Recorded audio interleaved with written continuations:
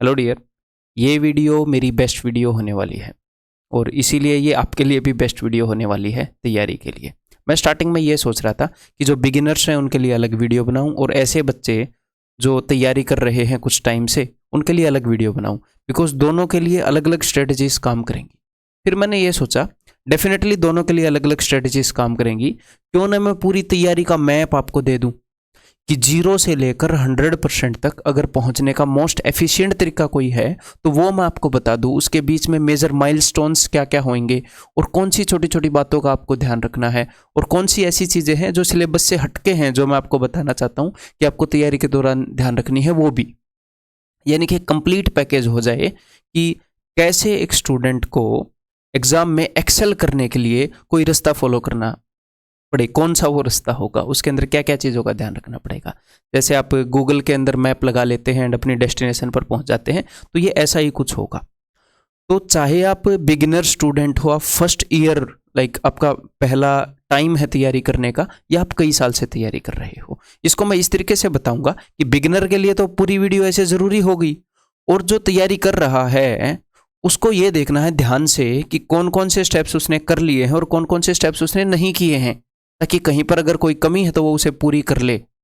और उसके लिए भी मैं बताऊंगा फिर आगे। तो यानी कि दोनों तरह के स्टूडेंट्स के लिए बहुत ही ज़्यादा यूजफुल होने वाली है। समझ में आ गई बात। और 4 से 5 महीने के दौरान बहुत कुछ किया जा सकता है। मतलब 4 महीने के अंदर 120 दिन होते हैं, 3 महीने के अंदर 90 दिन होते हैं। पता हो कितने होते हैं? अगर आप रोज 7-8 घंटे की सीटिंग दे तो वो बहुत ज़्यादा टाइम होता है। मैंने खुद 4.5 महीने में कैट क्रैक किया था जब मैंने कोचिंग के अंदर पहली क्लास ली, और जब मेरा एग्जाम था उसके बीच में 4.5 महीने का गैप था। तो चलिए जी स्टार्ट करते हैं। और स्टार्ट करने से पहले मैं आपको most important dos and don'ts बता देता हूँ। तो ये वीडियो मैं एक मॉडरेट सी पेस पर रखूँगा, ना ज़्यादा स्लो ना ज़्यादा तेज़, ताकि कम से कम टाइम में ज़्यादा से ज़्यादा आउटपुट आपके लिए आ सके। ठीक है जी। तो ध्यान दीजिए, कुछ ऐसी बातें बताऊँगा आपको आपका जो तैयारी का मैप है वो बताने से पहले, कि जो हर एक स्टूडेंट को एक बार देख लेनी चाहिए। सबसे पहली बात, होता क्या है, स्टूडेंट जो है वो 100% टारगेट नहीं करते हैं। वो डरते हैं कि कट ऑफ अगर 130 पर जा रही है, 140 पर जा रही है, तो मेरे 150 आ गए, मेरे 160 आ गए तो बहुत हैं। मन में कि यार इतने बहुत हैं, अगर मैं इतना स्कोर कर लूँगा तो हो जाएगा क्या।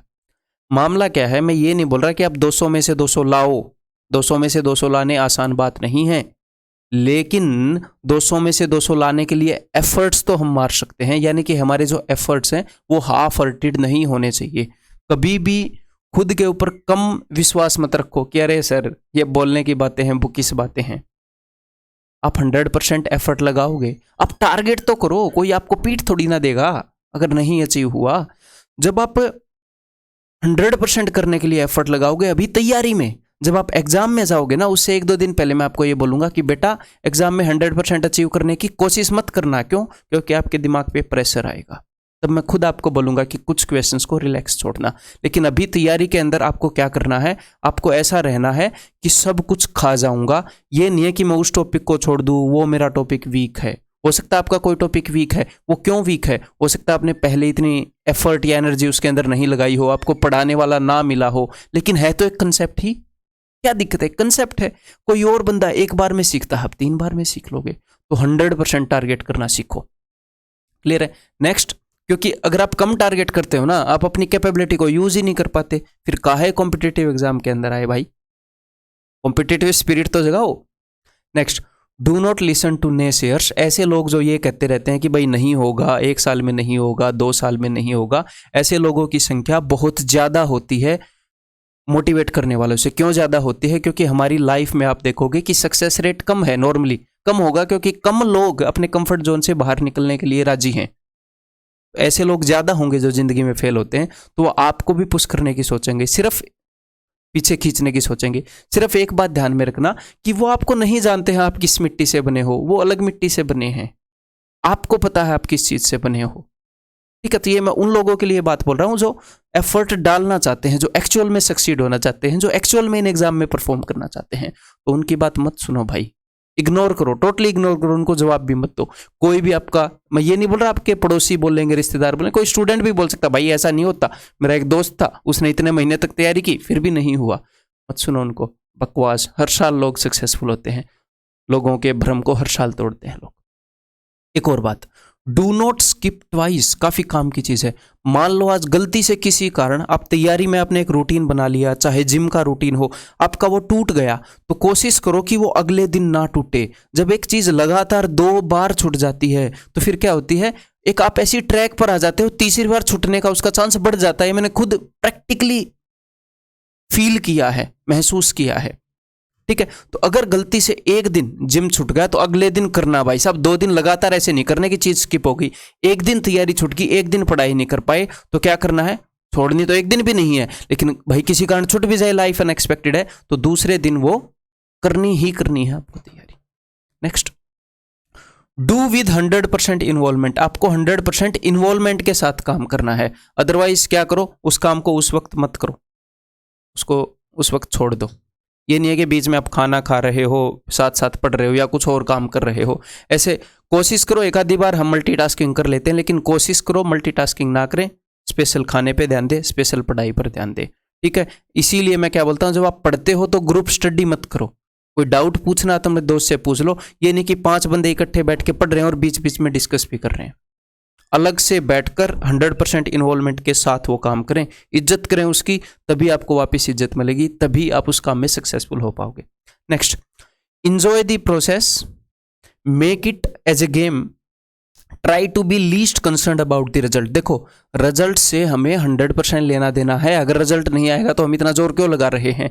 लेकिन अगर आपके दिमाग में रोज रिजल्ट बैठा रहेगा, शेख चिल्ली वाले सपने, कि अगर इतने नंबर इस सब्जेक्ट में आ जाएं तो ये हो जाएगा, इतने नंबर आ जाएं तो क्या मैं कट ऑफ से पार हो जाऊंगा, ऐसे लोग रोज सपने देखते रहते हैं।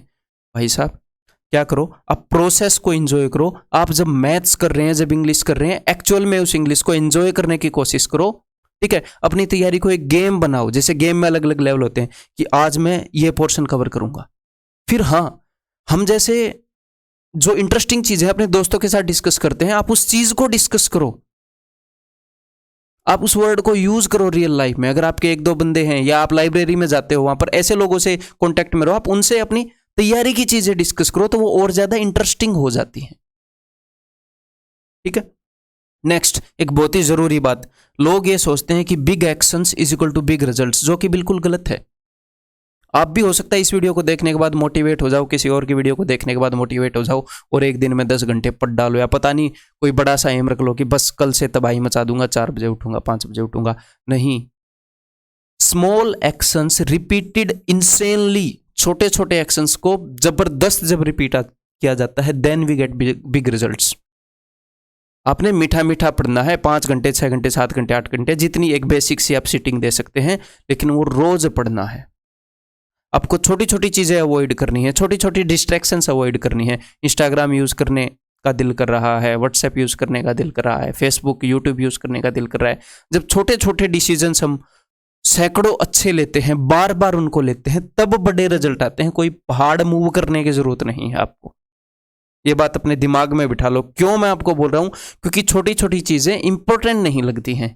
ये लगता है कि थोड़ी देर कर लूंगा, क्या ही होता है, होता है। ठीक है, होता है। छोटी छोटी अच्छी चीजें बार बार करने से बड़ा अच्छा रिजल्ट आता है, छोटी छोटी गंदी चीजें बार बार करने से गंदा रिजल्ट आता है। एट द एंड बड़ा गंदा रिजल्ट आता है कि आपके 3 साल भी लग सकते हैं कि सिलेक्शन ना हो। समझ गए? अब हम अपनी भाई तैयारी के मैप की तरफ चलते हैं। फिर लेट्स इट। तो सबसे पहले मैं ये चाह रहा था कि भाई थोड़ा सा आपको बातें पता चल जाएं कि अगर हम तैयारी करेंगे तो हमें कुछ दिनों के लिए थोड़ा सा कंस्ट्रेंट रहना पड़ेगा। और दूसरी बात, हम कर सकते हैं किसी भी ऐरे गहरे को देखकर खुद की जिंदगी को डिसाइड ना करें कि उसने नहीं, वो नहीं कर पाया तो मैं नहीं कर सकता, और किसी और को ना बताने दें कि आप नहीं कर सकते। इस जोन में आने के बाद अब हम इन स्टेप्स को फॉलो करेंगे तो डेफिनेटली जबरदस्त आप स्कोर करने वाले हो एग्जाम्स के अंदर। स्टार्ट करते हैं। अब यहां पर सबसे पहले हमारे सामने है जी मेन माइलस्टोन्स, मेजर स्टेप्स। मैंने एक बार बता दिया मेजर क्या होता है, देख लो कॉम्पिटिटिव एग्जाम क्लियर करने का। हम कंसेप्ट्स को सीखते हैं, हम कई तरीकों से सीख सकते हैं, आगे डिस्कस करेंगे हर एक चीज को डिटेल में।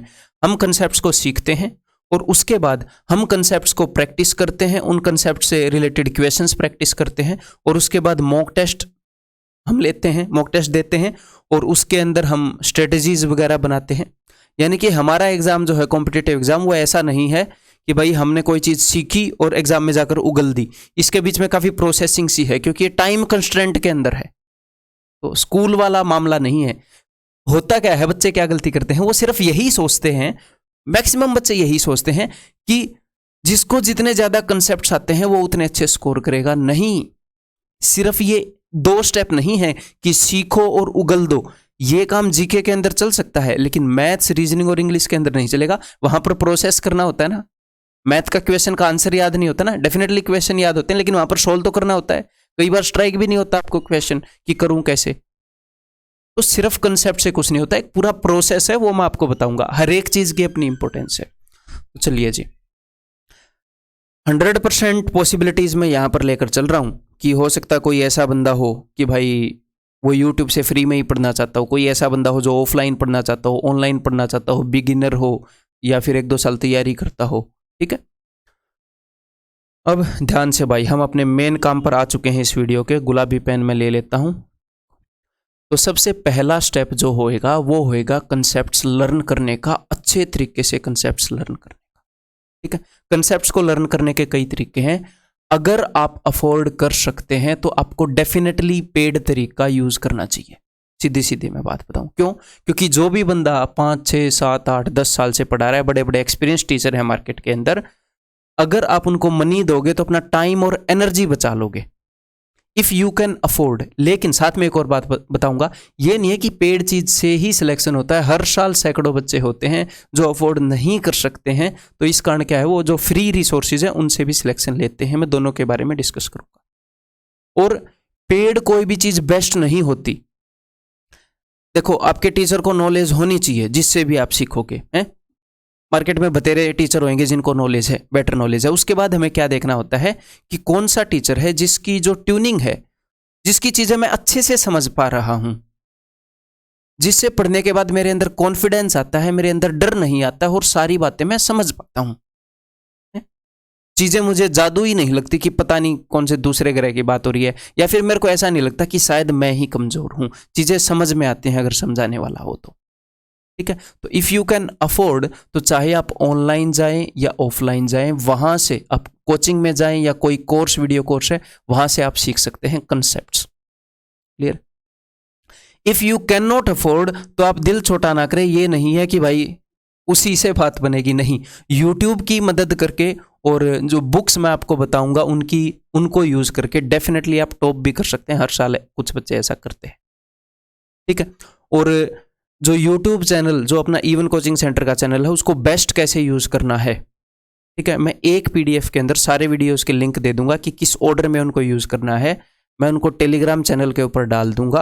अगर आपको वो चीजें चाहिए कि प्रैक्टिस के लिए कौन से सेक्शन को देखूं, बिल्कुल बिगिनर हूं तो क्या देखूं, इंटरमीडिएट बच्चा हूं, 1 साल से तैयारी कर रहा हूं, कट ऑफ के पास रह रहा हूं, तो मैं क्या देखूं, वो मैं एक पेज के ऊपर सारे लिंक्स डलवा के अपने टेलीग्राम चैनल के ऊपर पीडीएफ अपलोड करवा दूंगा। इस वीडियो को देखने के बाद टेलीग्राम चैनल का लिंक वीडियो के डिस्क्रिप्शन में है, वहां से ज्वाइन कर लीजिए। क्लियर है? नेक्स्ट, अगर आपके पास ज्यादा टाइम है, 7-8 महीने हैं, तो आप क्या करोगे, जहां से भी आप सिलेबस करोगे उस सिलेबस को 2 बार 3 बार एग्जैक्टली सेम मटेरियल से करें। अलग अलग टीचर्स की तरफ ना भागें, एक ही चीज को 2-3 बार करें। लेकिन कई बार क्या होता है कि एग्जाम जो है वो बिल्कुल पास है, 4 महीने बाद एग्जाम है, 3 महीने बाद एग्जाम है, तो सिलेबस को जस्ट वंस करें, वहां से सिर्फ एक बार अच्छे से तसल्ली से सिलेबस करें।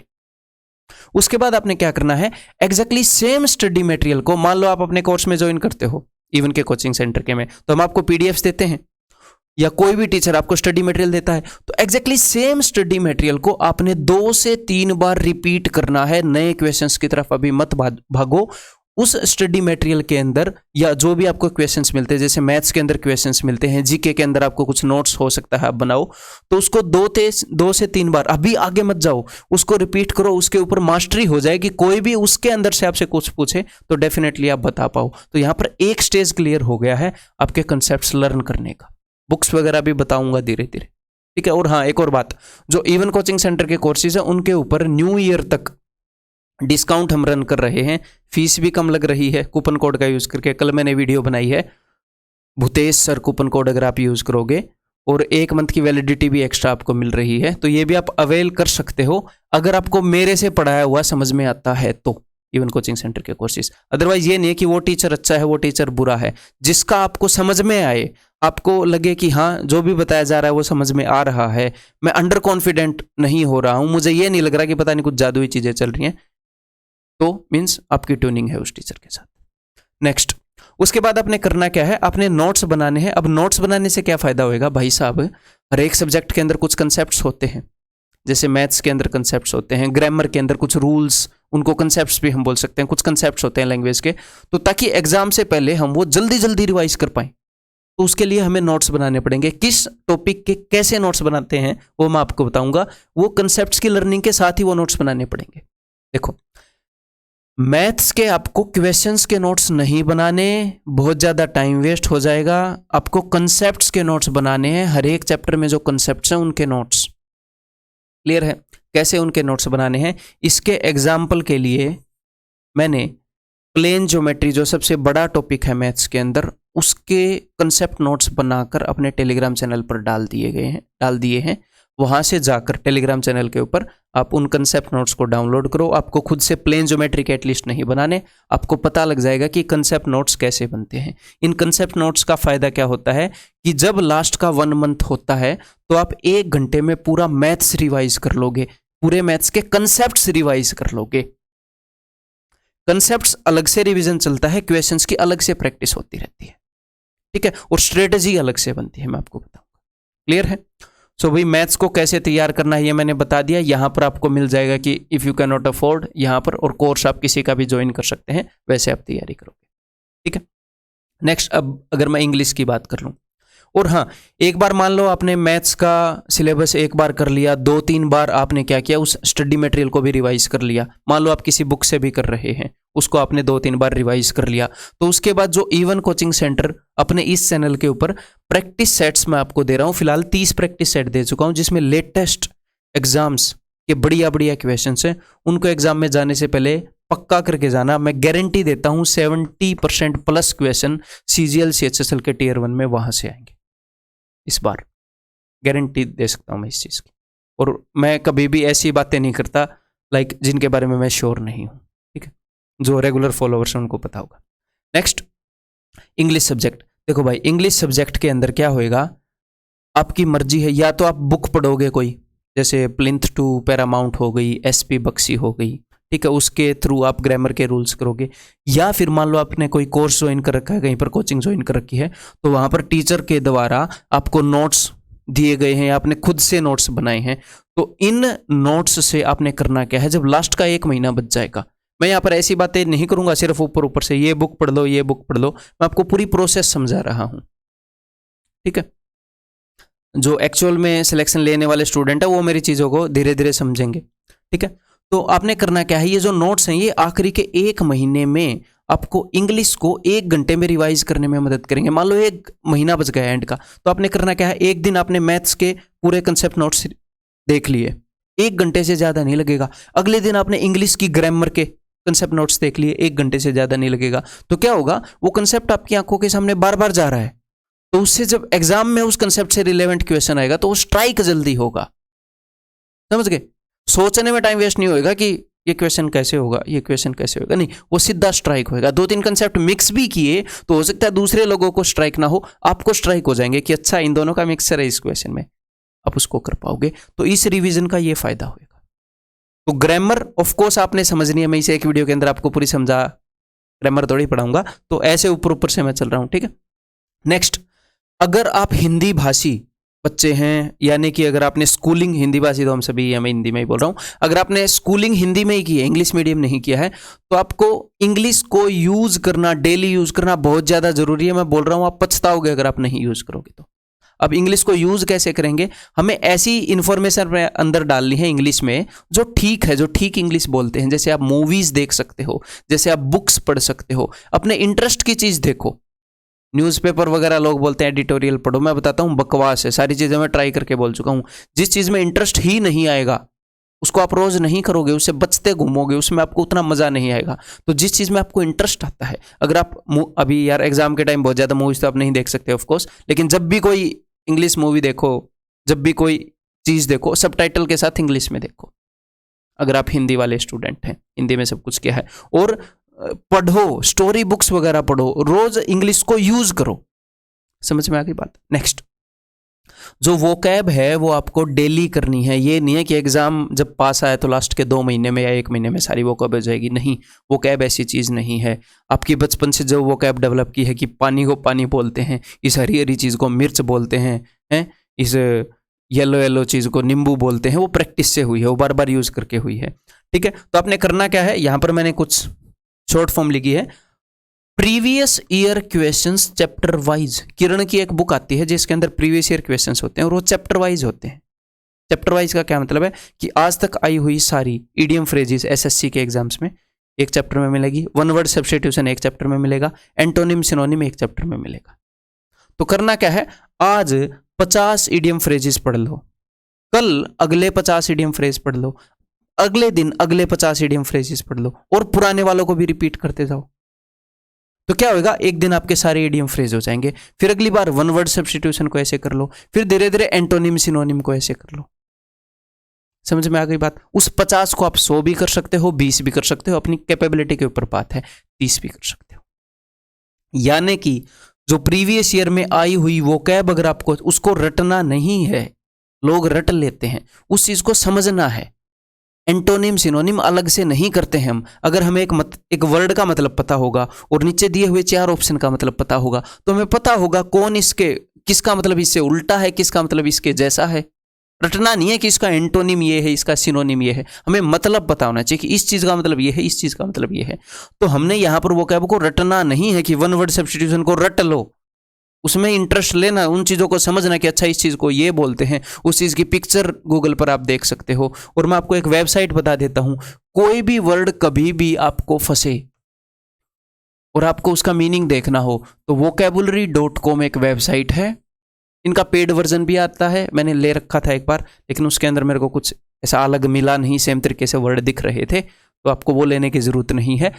ये एक वेबसाइट है, इसके ऊपर आप वर्ड्स, इनकी ऐप भी है बट वेबसाइट पर देख लेना बेटर है, मैं बता रहा हूँ, मैं इसको यूज़ करता हूँ इसलिए बता रहा हूँ। vocabulary.com, इसके ऊपर जब आप वर्ड देखोगे तो वो उसके सारे सिनोनिम बताएंगे, एंटोनिम बताएंगे, वो आपको इस तरीके से समझा देंगे कि वो वर्ड आप दोबारा कम चांसेस है भूलने के, और उस वर्ड को आप सेव भी कर सकते हो कि दोबारा से लर्न करने के लिए सेव कर लूँ। तो आपके पास वर्ड्स की कलेक्शन भी हो जाएगी अपने मोबाइल फ़ोन के अंदर। इस मोबाइल फ़ोन को अच्छे चीज़ों के लिए यूज़ करो, ठीक है, क्लियर है।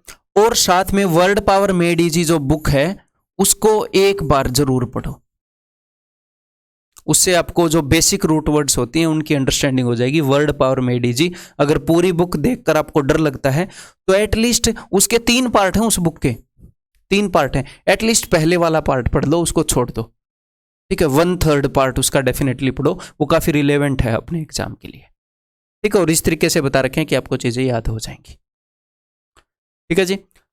नेक्स्ट अपने पास आती है रीजनिंग। तो रीजनिंग भाई आपने सिर्फ एक बार कंसेप्ट सीखने हैं, आप चाहे यूट्यूब से सीखो, कहीं से भी सीखो, वो डाउट मैंने आपका क्लियर कर दिया। आपने एक बार कंसेप्ट सीखने, चाहे सेल्फ स्टडी से सीखो, कैसे भी सीखो।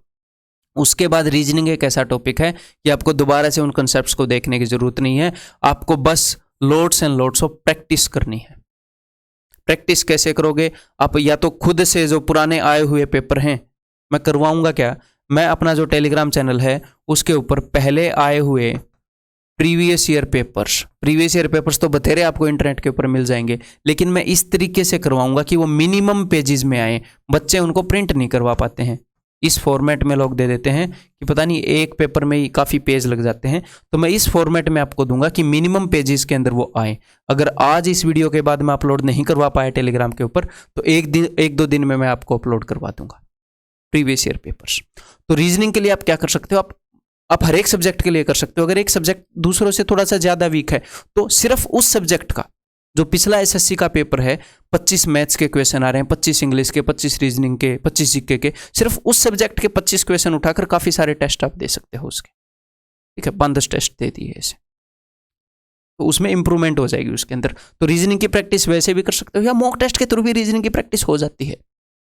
Next GK. तो जीके के लिए जो कंसेप्ट्स होते हैं उनको सीखने के दो तरीके हैं, या तो आपके पास नोट्स हैं अपने इंस्टीट्यूट से, अपने टीचर से, कहीं से भी, या फिर बुक्स हैं तो आपको खुद से नोट्स बनाने की ज़रूरत है नहीं। ठीक है, जैसे बुक मैं आपको दो बता देता हूँ। एक तो हो गई अपनी जी ल्यूसेंट, और एक हो गई अरिहंत। वैसे ल्यूसेंट कैंडिडेट प्रेफर करते हैं, मैं अरिहंत पढ़ता था। अरिहंत की एक मनोहर पांडे की बुक आती है। दोनों बढ़िया हैं, आप जो भी आपके पास है दैट इज एनफ, दूसरे की तरफ मत भागना। ठीक है, तो इनको अब जीके का क्या मामला है सर? देखो मैं कोई जादुई पिल आपको नहीं बता रहा कि मैं आपको कुछ जादुई पिल बता रहा हूं, एक्चुअली ग्राउंड पर जो प्रैक्टिकल चीज है वो बता रहा हूं। इसको बार बार पढ़ना पड़ेगा जी, इसको रटना नहीं है, इसको बार बार पढ़ना है। कैसे सर? जब आप इसको पहली बार पढ़ोगे, अगर किसी कंसेप्ट में डाउट है तो उस कंसेप्ट को इंटरनेट पर देखो। इंटरनेट पर आप कैसे देख सकते हो? दो फॉर्म में देख सकते हो। गूगल पर आर्टिकल देख सकते हो। भाई मान लो आपको यही देखना है माइटोकॉन्ड्रिया, चलो वो तो आपको समझ में आ जाएगा, ये डाइजेस्टिव सिस्टम काम कैसे करता है, आप कोई आर्टिकल देख सकते हो। या फिर उससे बेटर क्या है, आप यूट्यूब के ऊपर देख सकते हो हाउ डाइजेस्टिव सिस्टम वर्क। तो मोटा मोटा कोई एनिमेशन की वीडियो आ जाएगी, आपको समझ में आ जाएगा, फिर चीजें आप समझ लोगे। आपको कोई चीज जाइलम फ्लोएम कैसे काम कर रही है पेड़ के, उसके एनिमेशन की वीडियो देख लो। कोई और चीज है, कोई हिस्ट्री का वाकया है, अगर किसी ने वीडियो नहीं बना रखी तो उसके लिए आर्टिकल पढ़ लो। गूगल पर लिखोगे तो कोई ना कोई आर्टिकल आ जाएगा कि भाई वो जो ट्रेन के अंदर चोरी हुई थी उस वाली ट्रेन का कांड क्या था, आपको एक पूरा आर्टिकल मिल जाएगा। समझ में आ गई? तो इसी तरह हमें चीजों को समझना है, ये नहीं है कि रटना है, ये हुआ था, उसने ये किया था, उसने ये किया था। समझना है हमने चीजों को। तो पहली बार टाइम ज्यादा लगेगा समझने में, ऑफ कोर्स टाइम ज्यादा लगेगा, लेकिन आप चीजें रिटेन भी ज्यादा कर पाओगे। फिर उसके बाद आप रिवीजन बहुत अच्छे से कर पाओगे, मस्त देखोगे, सारी चीजें याद होती रहेंगी आपके दिमाग में, रिवीजन बहुत अच्छे से कर पाओगे अगर आपने एक बार अच्छे से सीखा है तो। और एक और बात बता दूं, कई बंदे करते क्या है, तैयारी एसएससी की कर रहे हैं, यूपीएससी वाली बुक उठाकर ले आएंगे, एम लक्ष्मीकांत उठाकर ले आए पॉलिटी के लिए फॉर एग्जाम्पल। भाई मामला क्या है, अगर आपने एम लक्ष्मीकांत पढ़नी ही है तो पढ़ना बुरा नहीं है, लेकिन एटलीस्ट इतनी तैयारी कर लो पहले कि 200 में से 180 प्लस 190 के करीब आपके आ रहे हैं, फिर पढ़ लो जितना पढ़ना है।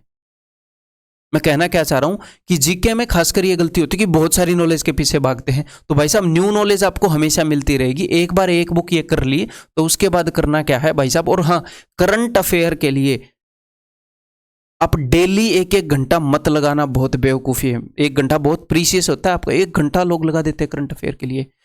महीने में अगर कोई भी चैनल कहीं से भी आपको अच्छा टीचर जिसकी समझ में आती है वहां से महीने की करंट अफेयर देख लो, that is more than enough.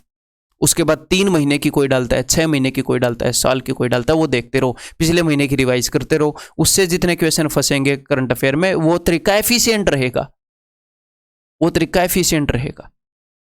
समझ में आ गई बात? जितना हम एफर्ट डाल रहे हैं उतना हमें रिजल्ट मिलेगा। और नई नॉलेज हमें मॉक टेस्ट के थ्रू जीके के अंदर मिलती रहेगी, उसको अपने ब्रेन में स्टोर करते रहना। बेसिक नॉलेज एक बुक से अपनी हो गई है। और जब लास्ट का 1 मंथ बचेगा तो जो भी मैंने आपको नोट्स बनाने के लिए बोले हैं, कौन से नोट्स हो गए, जैसे कि जीके के नोट्स हो गए या बुक हो गई, जब लास्ट का 1 मंथ बचेगा है, रीजनिंग के तो नोट्स है नहीं, इंग्लिश के ग्रामर के नोट्स हो गए, मैथ्स के कंसेप्ट के नोट्स हो गए, वो कैब हो गई, उनका एग्रेसिव रिविजन चाहिए भाई साहब, aggressive notes revision in last 1 month. एक दिन मैथ पूरा निपटा दिया, एक दिन क्या बोलते हैं 2 दिन में जीके पूरी निपटा दी। इस टाइप से जब आपको रिवीजन करना है तो फास्ट एक बार सारी चीज़ों को टच करना है। एक दिन वो कर दिया, एक दिन वो कर दिया, हो सकता है आप हफ्ते में एक चीज़, जो भी आपका वीक है उसको थोड़ा सा ज़्यादा कर दो, वो बैलेंस आप खुद करोगे। ठीक है, सारी चीज़ें, ये जो चीज़ें हैं आपको यूज करनी है अपने अकॉर्डिंग, कोई फिक्स तरीका नहीं है, यहाँ से चीज़ें आप सीखो। नेक्स्ट, तीसरी स्टेज अपने पास है। देखो मैंने आपको 3 स्टेज बताई थी, क्या बताई थी कि भाई कंसेप्ट सीखने हैं, उन कंसेप्ट्स के नोट्स बनाने हैं, उस कंसेप्ट्स की प्रैक्टिस यानी कि नोट्स से ही होगी, और क्वेश्चंस की प्रैक्टिस। तो दूसरी चीज क्या होगी, प्रैक्टिस, और तीसरी मॉक टेस्ट। अब ये मॉक टेस्ट क्या मामला है, ये बहुत इंपॉर्टेंट है। कई बंदे ये सोचते हैं कि नॉलेज के बेस पर पेपर क्रैक होता है, भाई साहब नहीं होता, नहीं होता नॉलेज के बेस पर, खाली नॉलेज के ऊपर बेस। ऑफ कोर्स नॉलेज पहला स्टेप मैंने आपको बताया वो जरूरी है, पहले स्टेप के बिना तीसरे पर नहीं आ पाओ, लेकिन तीसरा स्टेप बहुत ज्यादा जरूरी है। पहला स्टेप बहुत सारे लोग कर लेते हैं, यहां पर मार खाते हैं। तो देखो, जैसे ही आप 70% सिलेबस कर लो तो आप मॉक टेस्ट देना स्टार्ट कर दो। कई लोग डरते हैं, पूरा सिलेबस करने के बाद भी ये सोचते हैं कि एक बार थोड़ा सा और पढ़ लूँ, थोड़ा सा और पढ़ लूँ, एक बार पूरा सिलेबस कर लूँ, थोड़ा सा और पढ़ लूँ। उनको जीके की नई इन्फॉर्मेशन मिलती रहती है, मैथ के नए क्वेश्चन मिलते रहते हैं, उनको ये लगता है थोड़ा और कर लूँ फिर मॉक टेस्ट में अच्छे नंबर लूंगा। ऐसे नहीं होता। ठीक है, जो जिस दिन आपका पेपर होगा उस दिन जितना भी आपने पढ़ा है उस सारे के ऊपर बेस्ड क्वेश्चन नहीं आने वाले। आपको क्या लगता है, आप मैथ्स में जितना भी पढ़ते हो 25 क्वेश्चन में वो सब कुछ पूछ लेता है एग्जामिनर? नहीं पूछता ना वो सब कुछ। मैं ये नहीं बोल रहा कि आप वो छोड़ दो, ऑफकोर्स वो पढ़ना पड़ेगा, बट क्या वो सब कुछ पूछ लेता है? तो एक दो नए क्वेश्चन आने से, एक दो नई चीजें जीके में पता होने से उतना आपको फर्क नहीं पड़ रहा होता आपके स्कोर पर। ठीक है, जैसे ही आप 70% सिलेबस कर लेते हैं, मॉक टेस्ट देना स्टार्ट करें। क्यों? देखो कि मॉक टेस्ट क्या है, ये आपको सिखाता है art of taking exam. Exam knowledge लेना अलग बात है, उस एग्जाम के अंदर स्कोर करना अलग बात है। उस चीज की आपको आर्ट आनी चाहिए। उसके कई एक्सपेक्ट हैं, जैसे कि स्किपिंग क्वेश्चन। सिर्फ नॉलेज लेने से आपको ये नहीं पता चलेगा कि क्वेश्चन स्किप कैसे करने हैं, कौन कौन से क्वेश्चन स्किप करने हैं। जब आप बार बार मॉक टेस्ट दोगे तो आपको पता चलेगा कि हाँ, मेरा टाइम मैनेज मैं नहीं कर पा रहा, क्वेश्चन मेरे को स्किप करने पड़ेंगे जो मेरा टाइम खराब करवा रहे हैं। आपको राउंड्स में पेपर अटेम्प्ट करना पड़ेगा, जैसे मैं बताता हूँ। ठीक है, कई सारी मेरी स्ट्रेटजी की वीडियो मिल जाएंगी, how to attempt paper, paper के पास मैं फिर से बता दूंगा। ठीक है, और आपको क्या पता लग जाएगा कि काम कैसे मेंटेन करते हैं, हाथ पांव नहीं फूलेंगे। अगर आप ज्यादा मॉक्स यहां पर, अगर आप यहां पर 80 मॉक्स देकर एग्जाम में जाओगे तो उतने हाथ पांव नहीं फूलेंगे। क्यों? क्योंकि आप उस सिचुएशन को पहले एक्सपीरियंस कर चुके हो। नेक्स्ट, आप सरप्राइजेस को हैंडल कर पाओगे। कई बार क्या होगा, पेपर इजी आ जाएगा, कई बार मॉडरेट सा रहेगा, कई बार डिफिकल्ट आ जाएगा। तो बच्चे की एक्सपेक्टेशन से अलग पेपर आ जाए। हर साल हड़बड़ी रहती है, अब की बार ये हो गया, अब की बार वो हो गया। हर बार बच्चे ऐसे करते हैं और हर बार बच्चे पूरे नंबर भी लेकर आते हैं। क्यों? क्योंकि वो सरप्राइजेस को हैंडल कर सकते हैं। जब आप 50-60 मॉक दोगे, 70-80 जितने भी मॉक दो, बहुत बढ़िया बात है। जितने ज्यादा आप मॉक दोगे, आपको पता लग जाएगा कि किसी मॉक में मार्क्स कम आ रहे हैं, किसी में ज्यादा आ रहे हैं, ऊपर नीचे हो रहा है, तो सरप्राइजेस मुझे मिलेंगे। कभी मैथ्स के अंदर सरप्राइज मिलेगा, कभी जीके के अंदर, रीजनिंग के अंदर, कहीं पर भी सरप्राइज मिल सकता है आपको। तो आपको पता लग जाएगा सरप्राइजेस हैंडल कैसे करने हैं, और ये चीजें दिमाग में रखनी है मॉक देते वक्त। ऐसे मायूस होकर बैठ जाते हैं, पिछली बार 150 नंबर आए थे सर, अब की बार 130 आए मॉक में। अरे भाई, कोई सब्जेक्ट थोड़ा सा मुश्किल आ गया होगा कभी मॉक। आपको ऐसे नहीं देखना मॉक में 150 नंबर आ रहे हैं मेरे, नहीं। मेरे मॉडरेट मॉक में 150 आ रहे हैं, इजी में 170 आ रहे हैं, डिफिकल्ट में इतने आ रहे हैं। अलग अलग लेवल के मॉक में अलग अलग आएंगे ना। ये थोड़ी सी चीजें आपको पता होनी चाहिए। नेक्स्ट, जैसे ही आपने 100 नंबर का फॉर एग्जांपल मॉक दिया, 100% में से 60% मार्क्स आपने स्कोर कर लिए और 40% मार्क्स आपने स्कोर नहीं किए। ज्यादातर बंदों का फोकस होता है कि मैंने 60% ले लिए, मैंने 60% ले लिए, लेकिन इसके ऊपर फोकस नहीं होना चाहिए। ये तो ले लिए ना, ये क्वेश्चन तो एग्जाम में आएंगे तो भी कर लोगे। यहां पर फोकस करो। Focus where you don't score. ठीक है, जिस पोर्शन में आप स्कोर नहीं करते वहां पर आप फोकस करो। और ये देखो कि यहां पर मैं स्कोर, यहां पर जो क्वेश्चंस हैं, रबड़ बन गया यार। यहां पर जो क्वेश्चंस हैं, कुछ ऐसे क्वेश्चन होंगे जो मैंने रॉन्ग कर दिए। यार ये मैंने गलत क्यों कर दिए, मेरे को आते ही नहीं थे, आते थे इसीलिए मिस्टेक होगी। और जो मैंने अटेम्प्ट नहीं किए, अनअटेम्प्टेड जो छोड़ दिए, ये मैंने क्यों अनअटेम्प्टेड छोड़ दिए? टाइम की कमी में अनअटेम्प्टेड छोड़ दिए, या फिर उस वक्त मेरे को स्ट्राइक नहीं किया, अब मेरे को आता है, या मेरे को अब भी नहीं आता है। तो इन चीजों को एनालाइज करो और धीरे धीरे इस परसेंटेज को कम करो, कि ताकि कुछ दिनों में ऐसा हो, कुछ दिनों में ऐसा हो। धीरे धीरे इस चीज को कम करो, स्टेप बाय स्टेप ये चीज कम होगी। तो ये चीजें कौन सिखाएगा? कितनी भी नॉलेज ले लो, ये चीजें मॉक टेस्ट के अलावा सीख ही नहीं सकते। मॉक टेस्ट कितना जरूरी है? बहुत जरूरी है। वो नॉलेज काम आ रही है, नहीं आ रही है, क्या मामला है उसका, वो मॉक टेस्ट है। नॉलेज क्या है? हथियार। मॉक टेस्ट क्या है कि वो हथियार एफिशिएंट कितना है, कहीं कोई कमी तो नहीं है, गाड़ी में कोई कमी तो नहीं है, कहीं हमें ट्रैवल ही ना करवाए। क्लियर है? तो भाई ये सारी मेरी स्ट्रेटेजी थी, मेरे ख्याल पूरा कंप्लीट हो गया है सारा मामला। तो उम्मीद है कि आप इन सारी बातों को ध्यान रखोगे। इनमें से एक आधी चीजें आप नोट कर लो, या फिर आप एक काम कर सकते हो, आप स्क्रीनशॉट ले सकते हो अलग अलग स्टेज का वीडियो की। ऐसे मैं सारी स्क्रीन आपको दिखा देता हूं, ताकि आप चीजों को, मान लो आज सुबह आप उठे हो या बीच में 4 दिन के बाद आपको ये लगे, मतलब मजा ना आए, अंदर से अच्छा फील ना हो, रास्ते से थोड़े भटक गए हो, हैं, थोड़ा सा अच्छा फील करना चाह रहे हो, थोड़ा सा ट्रैक पर आना चाह रहे हो, तो मैं सारे पेज आपको दिखा रहा हूं। देखो, इनका स्क्रीनशॉट ले लो, पिछले का पीछे करके स्क्रीनशॉट ले लेना। अब इसका ले लो, अब इसका स्क्रीनशॉट ले लो, मैं सारे पेज आपको दिखाऊंगा। अब इसका स्क्रीनशॉट ले लो, ताकि आप रास्ते पर रहो। दूसरी चीजों का भी दे देता हूं भाई। अब इसका स्क्रीनशॉट ले लो। समझ में आ गई बात? और आपके पास क्या है वही मैं आपको बता। अरे